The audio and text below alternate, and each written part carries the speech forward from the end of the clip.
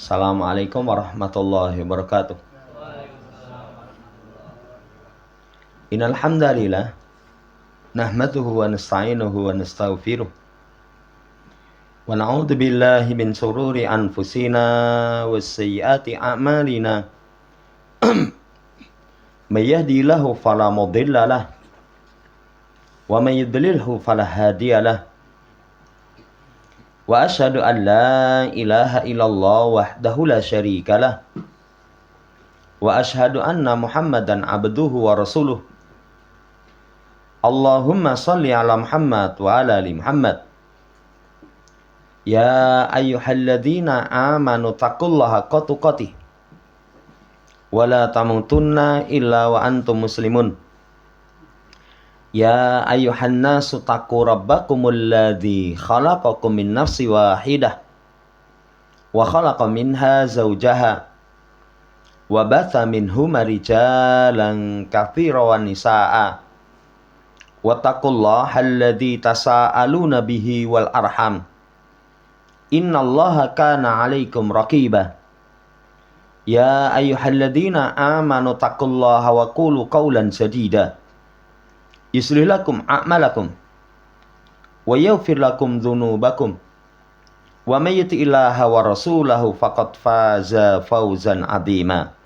Amma ba'd, fa inna ashdaqal hadits kitabullah wa khairal hadi hadi Muhammadin sallallahu alaihi wasallam wa syarrul umuri muhdatsatuha fa inna kulla muhdatsatin bid'ah wa kulla bid'atin dhalalah wa kulla dhalalatin finnar. Ma'asyiral muslimin rahimani wa rahimakumullah. Melanjutkan pembacaan qawaidul Qur'aniyah masih di kaidah ar-rabi'atu was-salasuna 34. Kita sampai pada penjelasan di safhah khamisata asrata ba'dal mi'atain 215. Pada kalimat penulis walau aradna an nuqalliba safhati tarihi lawajadnal jawab alladhi yazidul mu'minu yakinan bihadil qaidatil muhkamati. Kalau kita ingin membolak-balik lembaran sejarah, maka sungguh kita akan dapatkan jawaban yang jawaban itu menguatkan, menambah orang yang beriman keyakinan terhadap kaidah yang gamblang ini. Kaidah walan tardo'an kal yahud walan nasara hatta tatabi'a milatahum. Nanti kita akan tahu Yahudi Nasara itu selamanya nggak akan ridho kepada kita sampai kita mengikuti agama mereka. Lihat sekarang dalam sejarah. Kata penulis, famanilladzi samma syatallati wajada Nabi sallallahu alaihi wasallam asaraha hatta laqiya rabbah. Pertanyaan pertama, siapa yang meracuni kambing, daging kambing yang Nabi rasakan dampaknya itu sampai beliau sallallahu alaihi wasallam wafat? Yang meracuni adalah seorang ahlul kitab, orang Yahudi. Ya, padahal kondisi mereka lemah. Lemah saja sudah berani meracuni Rasulullah sallallahu alaihi wasallam. Kemudian, wa manil ladzi qatalal Faruqa? Siapa yang membunuh Umar bin Khattab? Ternyata juga Yahudi. Wa manil ladzi samma jumlatan minal khulafa'il muslimin alladzina kana lahum asarun fi dha'fi syaukatil yahud aw nasara? Siapa yang meracun sejumlah dari khalifah kaum muslimin yang mereka itu memberikan pengaruh lemahnya kekuatan Yahudi dan Nasara? Ini kondisi mereka lemah itu pun sudah demikian lancang. Sudah demikian lancang. Nah, ini menguatkan keyakinan kita. Yahudi Nasara selamanya nggak akan ridho kepada kaum muslimin. Selamanya nggak akan ridho dari kalangan kaum muslimin. Jamaah hormati, laqad gharra ba'du haula'il mutahadditsina bima dzakarnahu anifa kaunuhum yata'ammaluna ma'a ba'dil afradi minal yahudi wan nasara fala yajiduna minhum illa ta'amulan jayidan. Tapi sungguh tertipu sebagian orang-orang yang mengatakan, kemarin disampaikan, oh, Yahudi Nasara yang tidak ridho itu yang hidup di masa Nabi SAW. Kalau sekarang sudah enggak. Kalau sekarang mereka itu sudah, wah, toleransi pol, baik luar biasa. Itu di masa sekarang dibikin taskik, keraguan, kebimbangan di tengah-tengah kaum muslimin. Jangan kamu samakan Yahudi zaman Nabi dengan Yahudi zaman sekarang, Nasara zaman Nabi dengan Nasara zaman sekarang. Ya, ada orang-orang yang berucap seperti itu.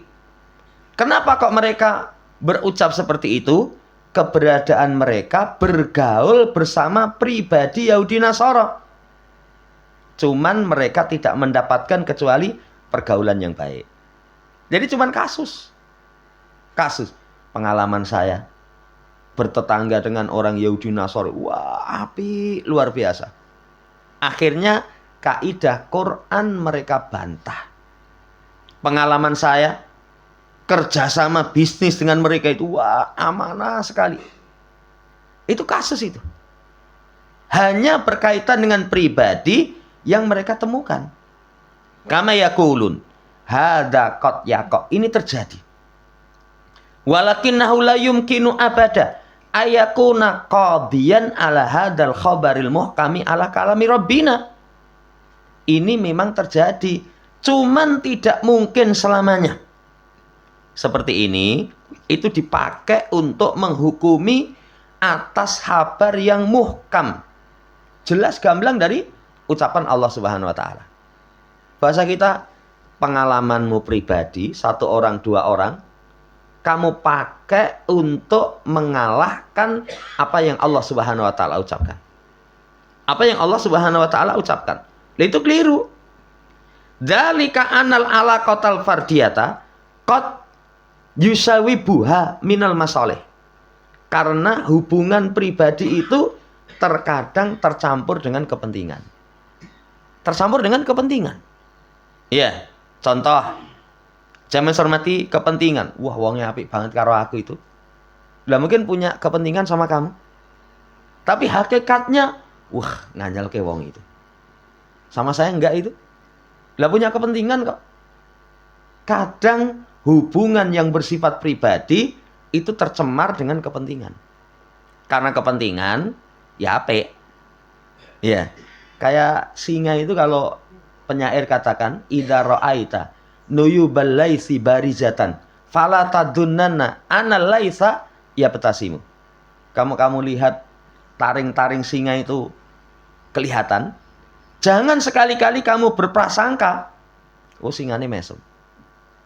Ya mesem sih, nanti kalau kamu sudah nyedak, brakot gundulmu gitu loh.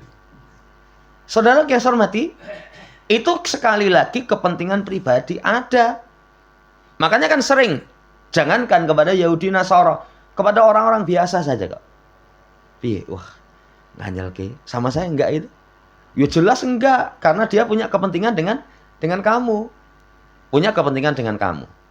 Kasus dia dengan pribadi-pribadi yang Yahudi Nasara tidak bisa dipakai untuk memutuskan mengalahkan keputusan Al-Quran. Ya, karena sekali lagi mungkin ada kepentingan. Apik men ya, karena punya kepentingan kok. Sama-sama kamu kayak di negeri kita ada tokoh-tokoh Kristen nang pesantren ngewai sarung, sing diwe yo klecam-klecem gitu. Dia nggak paham ternyata pemberian sarung itu ada kepentingan yang kepentingannya lebih berbahaya daripada sarung yang diberikan. Sarung regane piro?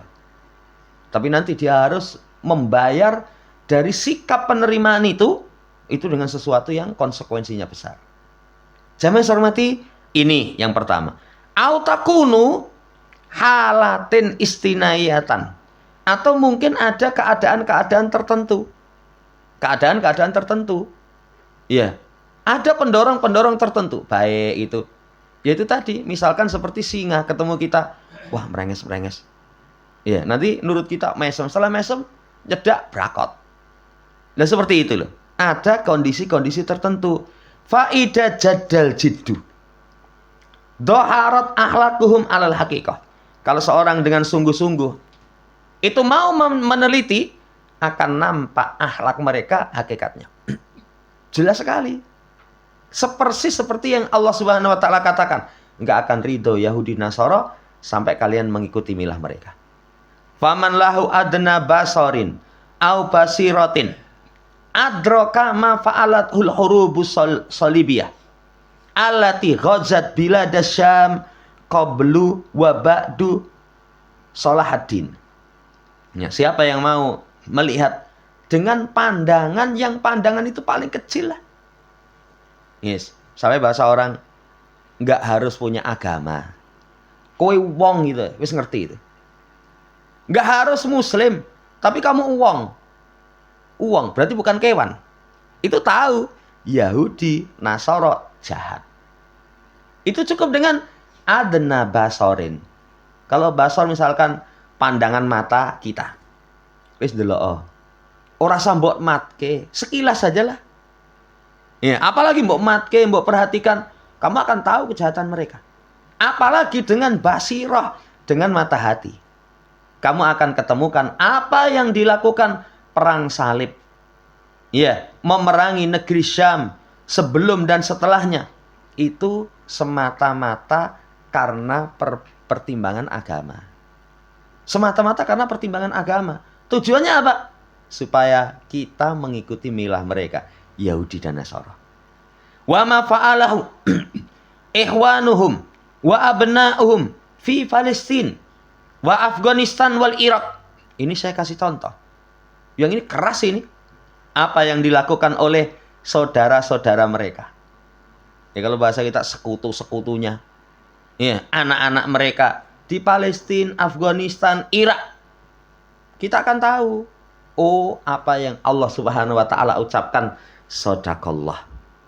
Maha benar Allah Subhanahu wa taala. Lah kesimpulannya hati-hati. Hati-hati.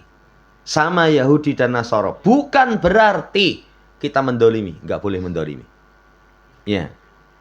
Kata Umar bin Khattab, adilluhum wala tadlimuhum. Hinakan mereka, tapi jangan didolimi. Sampai pun kepada mereka. Ada kisah yang bagus, saya tadi pagi baca itu. Kisahnya Ali ketika menjadi Amirul Mukminin. Nah, ketika menjadi Amirul Mukminin, beliau itu bersengketa dengan orang Nasara. Bersengketa dengan orang Nasara. Jadi baju besi yang beliau miliki itu dalam kepemilikan orang Nasara. Orang Nasara. Iya. Cuman ketika itu Ali tidak langsung. Karena orang Nasara itu derajatnya rendah. Maka beliau cari penengah. Kalau sama-sama Muslim, sudah langsung. Tapi karena orang Nasara derajatnya rendah, cari qadhi. Lah qadhinya ketika itu Suraih. Ya, Suraih itu anak seorang sahabat yang dulu bapaknya itu namanya Abul Hakam. Kemudian namanya diganti sama Nabi, Idan anta Abu Suraih. Lah Suraih ini menjadi qadhi, menjadi penengah.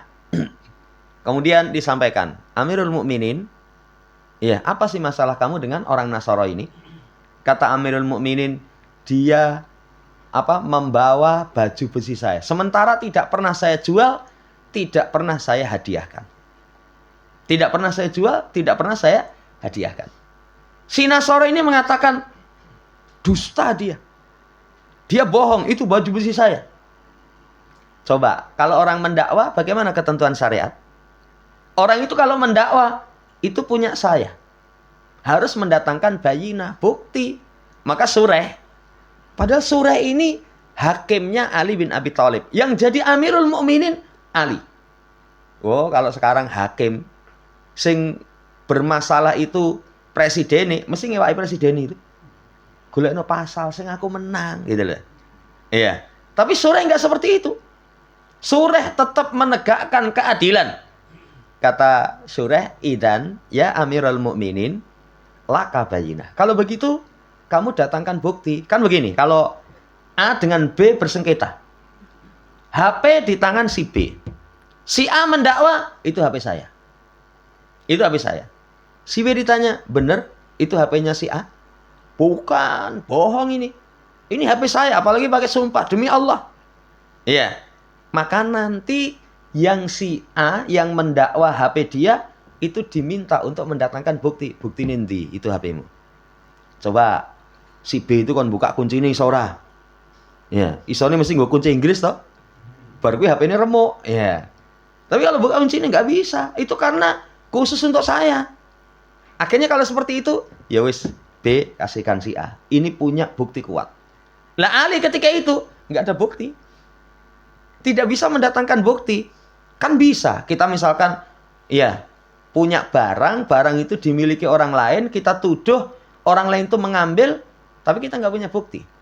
Mana buktinya saya mencuri? Iya. Ternyata kisahnya ketika Ali itu di perang apa itu loh. Itu terjatuh. Lah terjatuh, Ali nggak sadar, pergi, akhirnya diambil oleh Nasara ini. Perhatikan. Yang bersengketa khalifah. Hakimnya Muslim. Hakimnya hakim khalifah. Lawan bersengketanya Nasrani. Tapi indahnya Islam tetap menegakkan keadilan. Tetap menegakkan keadilan. Ya wis adil. Akhirnya si Qadhi Sureh ini mengatakan, Amirul Mukminin, kamu nggak punya bukti. Ali paham kalau mendakwa nggak ada bukti, kalah. Akhirnya baju besi itu diberikan kepada Nasrani. Tapi lihat dampaknya. Luar biasa. Akhirnya si Nasrani ini mengatakan, ya, kisah kepemilikan baju besi itu seperti ini, seperti ini. Ya. Kemudian si Nasrani ini langsung mengikrarkan 2 kalimat syahadah. Asyhadu an la ilaha illallah wa anna Muhammadur Rasulullah. Masuk Islam. Masuk Islam. Kemudian kesannya luar biasa. Saya bersengketa dengan khalifah. Yang menjadi qadhinya khalifah. Tapi tetap diputuskan dengan adil. Tetap diputuskan dengan adil. Coba di masa sekarang apa enak? Nih, apa enak? Ya kalau ada menguatkan tentang kedoliman dan kebatilan. Kita angkat jadi hakim. Tapi nanti semua keputusan saya itu carikan undang-undang yang menjadikan kuat. Salah jadi benar kan begitu? Ini Surah tetap tidak. Akhirnya masuk Islam. Dan Masya Allah keislaman yang bagus sampai ikut memerangi orang-orang Khawarij yang di Nahrawan. Ini luar biasa. Jadi kepada orang kafir, Yahudi Nasara, mereka hina. Iya hina. Tapi tidak boleh ditolimi. Tetap tegakkan keadilan bersama mereka. Tetap tegakkan keadilan bersama mereka. Tapi sekali lagi kaidah ini harus tertancap dalam benak kita. Mereka nggak akan ridho kepada kita sampai kita mengikuti milah mereka. Mengikuti milah mereka kemarin sudah diterangkan. Harus plek dengan apa yang mereka inginkan. Kalau belum, ya itu belum diterima. Belum diterima. Wallahu ta'ala alam. Nas'alullah ta'ala an yusbitana ala dinihil ladzi irtadahu lana. Kita minta kepada Allah, semoga Allah mengokohkan kita di atas agamanya yang Allah ridhoi kepada kita. Wa an yu'idana minal khur ba'dal qur. Dan Allah jaga kita dari semua ini, semua apa fitnah, gangguan dan semuanya. Wallahu ta'ala alam. Kemudian bahan renungan ada 4. Alal muslim ayya'lama anna ta'amulahu ma'al a'da mahkumun bi syar'i rabbi. Wa hadha min lutfihi subhanahu hatta la tatasallatu al-a'da'u 'alal abd. Seorang muslim itu wajib untuk ketahui pergaulan bersama musuh itu dihukumi oleh syariat Allah. Jadi sampai muamalah kepada musuh itu ada pembahasan enggak? Ada pembahasan. Sama muslim ada adab. Kepada orang kafir ada. Kafir pun nanti kafir kan 4. Dhimmi, mu'ahad, musta'man, harbi. Itu pun nanti ada rincian kok. Ada rincian, tidak bisa dipukul rata. Tidak bisa dipukul rata. Ini saudara yang saya hormati, ada ketentuan syariat dan ini termasuk kasih sayang Allah Subhanahu wa taala. Sehingga nanti musuh tidak menguasai kita. Tidak menguasai kita. Loh kenapa musuh bisa menguasai kita? Sebabnya kita tidak berpegang dengan syariat. Jadi kalau musuh kok mengalahkan kaum muslimin, bukan musuhnya hebat. Mereka tidak hebat. Tapi muslim sendiri yang melakukan kemaksiatan. Ini sebagai koreksian. Sebagai koreksian. Iya. Jamaah hormati seperti ini. Cuman orang biasanya nggak mau koreksi diri. Lebih kepada menyalahkan orang lain. Lebih mengarah kepada menyalahkan orang lain. Kalau sikap seseorang, sampai misalkan ketemu ya binatang nganyelke, itu pun yang dikoreksi diri kita itu. Kalau para salaf, omah kok tikus akeh itu. Diracun. Lho kadang tikus itu kayak mudeng itu. Kasih telur kok iracun, ora doyan mangan. Malah kadang nganyel gitu dieker-eker tok gitu. Dieker-eker kayak tahu. Kalau sampai seperti itu, yang dikoreksi diri kita. Maksiat rumah kita ini apa sih? Apa sih kemungkaran dalam rumah kita? Wow, lah dora salat, ya wis. Kesirikan-kesirikan sabrek, ya wis. Ini kembali. Jadi, kalau musuh menguasai kita, sumbernya karena kita tidak berpegang dengan syariat. Tidak berpegang dengan syariat. Walhamdulillah kita diberikan agama yang sempurna. Termasuk keistimewaan hari Arafah itu, hari akmalallahu lahu dinah. Allah sempurnakan untuknya agama. Itu pada hari Arafah. Sudah sempurna. Pergaulan dengan musuh itu pun sudah ada. Ini renungan yang pertama. Yang kedua, iltizamul abdi bisyar'illahi fi ta'amulihi ma'al a'da yahtasiru lahu masafatun minal waqti wal juhdi. Seorang hamba yang melazimi pegang teguh dengan syariat Allah dalam pergaulannya bersama musuh itu mencukupi bagi dia untuk menghemat waktu, menghemat tenaga. Untuk menghemat waktu, menghemat tenaga. Coba, kalau kaidah ini kita tidak terapkan. Akhirnya kita pontang-panting. Cari trik. Piye ya, ben Yahudi Nasara itu sama kita itu api gitu. Biar mereka itu ya melepaskan kejahatan-kejahatan mereka kepada kaum muslimin. Golek trik macam-macam, kasih hadiah, omongannya halus. Kakian ini modal itu. Buang waktu, buang tenaga, buang harta. Kalau seorang memahami, sudah. Mereka nggak akan ridho. Kita pegang teguh pergaulan yang seperti itu, wis ngirit. Orang sangga hadiah, podo wae. Yahudi Nasrani itu nggak mungkin ridho dengan kita. Walaupun kamu mesam, ya kaum muslimin misalkan mengadakan perayaan Idul Adha, daging ya diwehi. Yes, kalau hanya sekedar memberi, tidak apa-apa. Tapi sekali lagi, mengharapkan mereka baik kepada kita, nggak mungkin. Kecuali kita mengikuti agama mereka yang apik. Kemungkinan itu tadi ada kemaslahatan yang bersifat pribadi. Wallahu ta'ala alam, ini yang kedua. Dan ini mencakup semua perkara. Semua perkara. Kalau seorang berpegang teguh dengan syariat Allah, sudah nyaman. Nyaman. Berpegang teguh dengan syariat Allah. Hemat waktu, hemat tenaga, hemat harta. Kayak sekarang, pernikahan. Pernikahan itu orang kalau nggak berpegang teguh dengan syariat Allah, banyak harta yang terbuang sementara tidak ada kemaslahatan. Ya, tidak ada kemaslahatan. Banyak nanti. Gue sajen-sajen, sudah syirik. Ya biayanya larang. Kemudian dekorasi itu ternyata nggak murah itu. Nggak murah. Lah kalau pengen band asik ya boleh lah, tapi jangan berlebihan. Jangan berlebihan. Belum lagi sound horeg. Ya, sound horeg itu kalau dunek gitu sampai kocone gograk kabeh itu. Itu saudaraku yang saya hormati, berapa sewanya? Berpegang teguh dengan syariat itu Masya Allah. Nanti menghemat waktu, menghemat tenaga, menghemat biaya. Renungan yang kedua. Renungan yang ketiga. Mahma a'taqal kufaru min maksulil kalam wal wu'udi fa inna ma yahudu min dinika a'dham. Apapun yang orang kafir berikan kepadamu dari kemanisan ucapan. Wah, omongan itu kemripi, gurih, ya, halus, lembut. Janjinya itu, wah, Masya Allah. Tapi ketahuilah, apa yang mereka ambil dari agamamu lebih besar. Kalau misalkan kemanisan ucapan mereka dinilai 50. Mereka itu mengambil dari agama kita 60, 70, 80, atau bahkan semuanya. Makanya jangan gampang. Ya, tertipu dengan kemanisan ucapan mereka, dengan janji-janji mereka. Jangan ketipu. Karena hakikatnya mereka mengambil dari kita lebih banyak. Kayak ulama menafsirkan. Ketika orang Yahudi itu mengatakan, ya, Allah itu fakir wa nahnu agniya. Allah fakir, kami kaya. Ya. Karena dalam ayat kan ada siapa yang memberikan pinjaman kepada Allah. Loh, Allah golek silian. Wong golek silian itu wong fakir katanya. Wal iyadibillah. Kami yang kaya. Di situ ada pelajaran.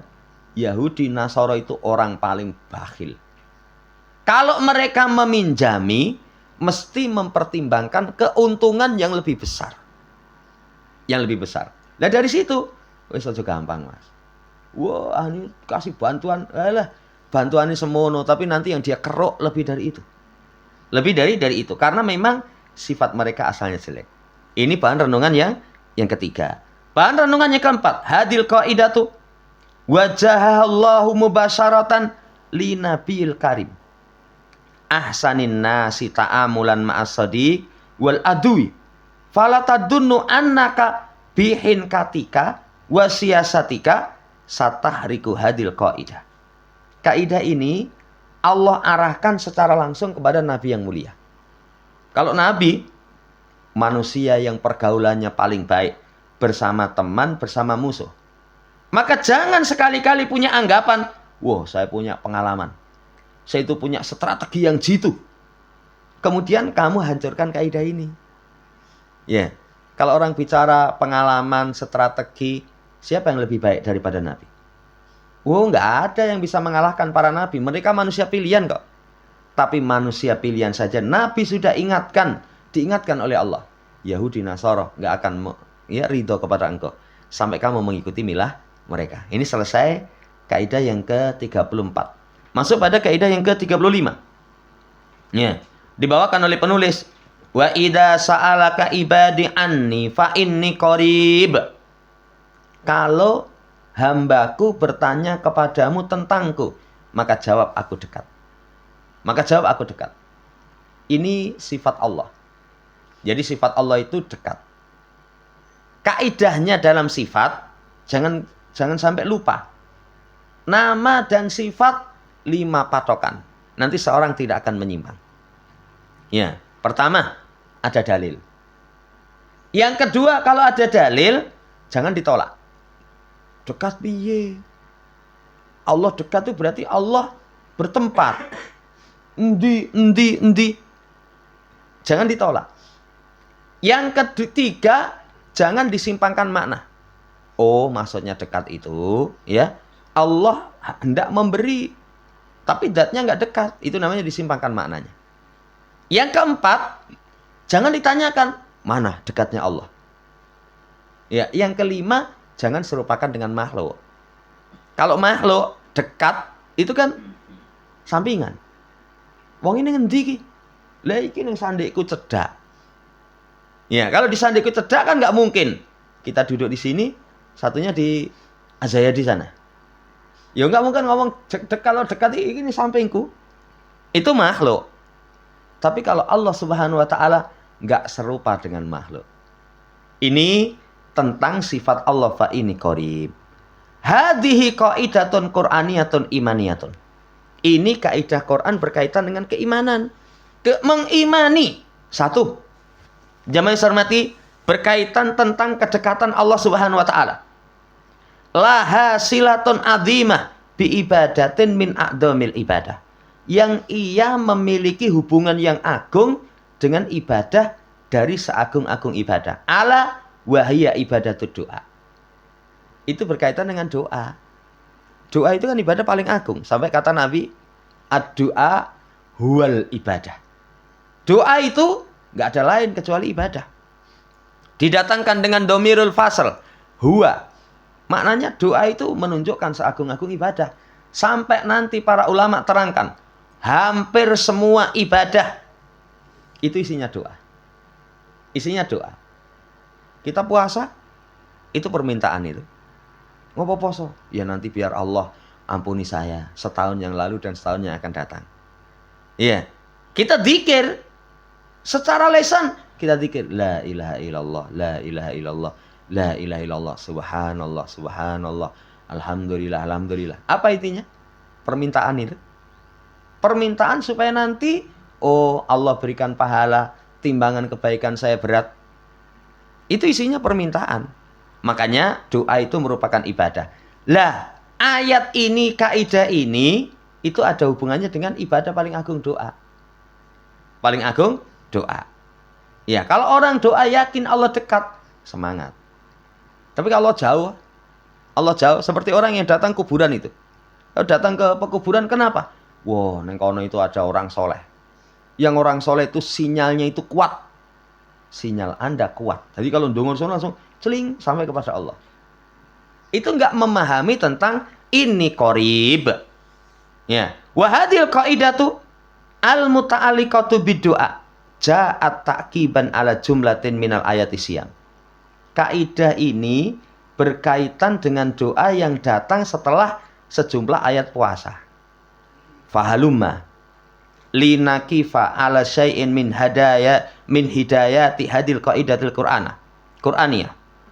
Maka mari untuk kita berhenti pada sesuatu dari hidayah yang diperoleh dari kaidah Quran ini. Pertama, Al-Qur'anu istamala ala arba'ata asyara soalan. Al-Quran itu tercakupi 14 pertanyaan. Pertanyaan yang diawali dengan yas'alunaka. Mereka bertanya kepadamu. Ini kalau ada ayat yas'alunaka itu kisahnya Nabi ditanya, beliau tidak bisa menjawab. Turun ayat, baru dikasih jawaban. Menunjukkan Nabi tidak berbicara berdasarkan hawa nafsu. Itu wahyu. Kalau hawa nafsu tekoi, jawab langsung. No.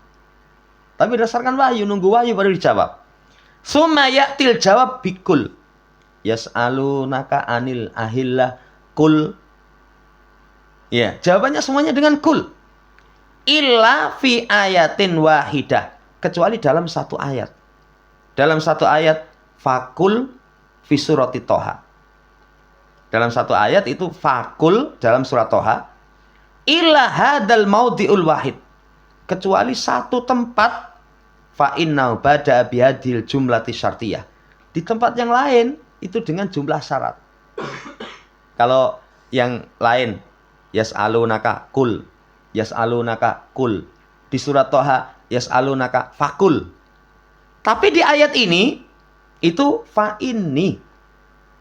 Idza sa'alaka fa inni. Itu dengan bentuk jawab syarat.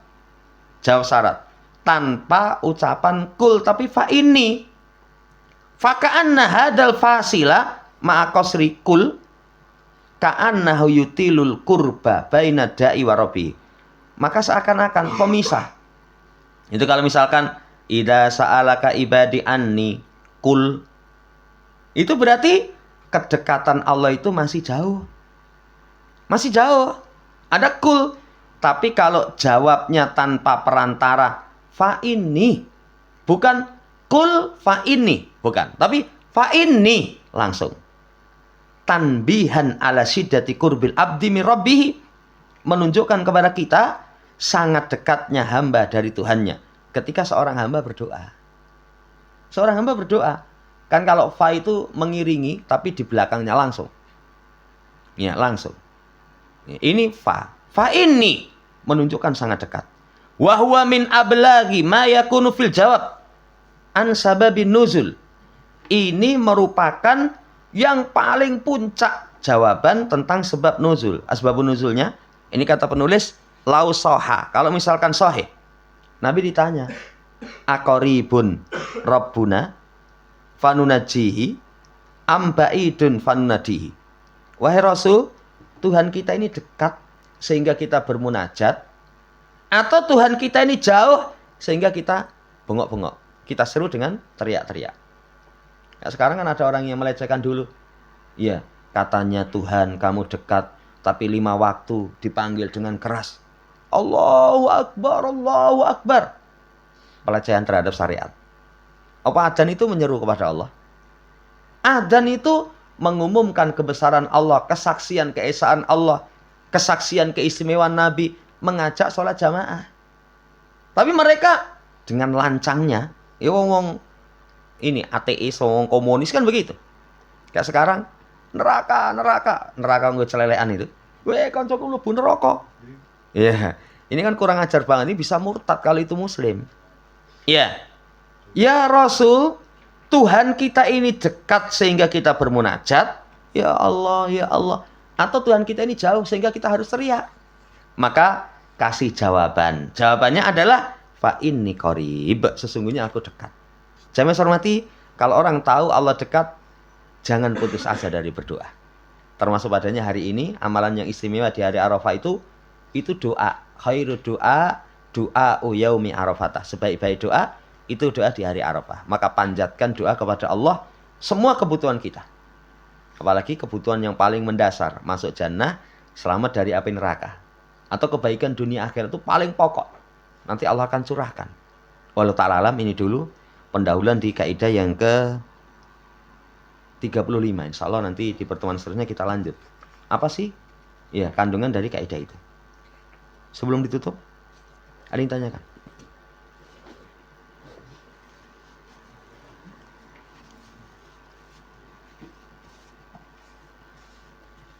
Cukup. Subhanakallahumma rabbana bihamdika asyhadu an la ilaha illa anta astaghfiruka wa atubu ilaik. Assalamualaikum warahmatullahi wabarakatuh.